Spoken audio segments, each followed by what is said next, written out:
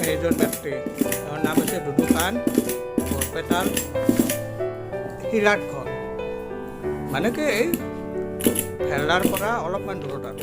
এই মানুহজনৰ বয়স কমেও কিমান হৈছে আপোনাৰ বয়স? 60 বছৰ বুলি কৈছে তেওঁ।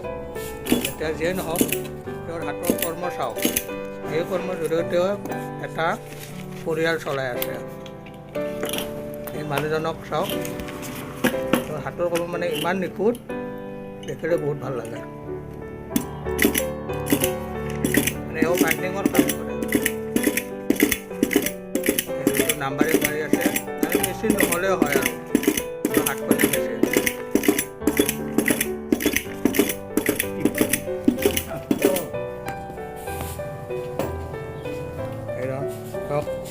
ৰুগা অলপমান আপোনাৰ বিষয়ে কওকচোন, আপোনাৰ বিষয়ে অলপমান কওক। আপুনি এই কামটো কেতিয়াৰ পৰা কৰিছিলে, আগতে ক'ত কৰিছিলে, আৰু আহি আপুনি কেনেকৈ বৰপেটা পালে, আপুনি অকণমান কওক শ্বৰ্টলি। আগতে মই গুৱাহাটীত কৰিছিলোঁ, ঠিকা ভিত্তিত কৰিছিলোঁ। এতিয়া আহি মই বৰপেটা, আজি 9 বছৰ হ'ল বৰপেটাত। গুৱাহাটীত 26 বছৰ কৰিলোঁ। 26 বছৰ? 9 বছৰ কৰিলোঁ ইয়াতে, 8 বছৰে হ'ল। ইয়াৰ ল'ৰা-ছোৱালী চব আহিছে, ছোৱালী এটা বিয়া কৰি আছে মেজৰ হৈ,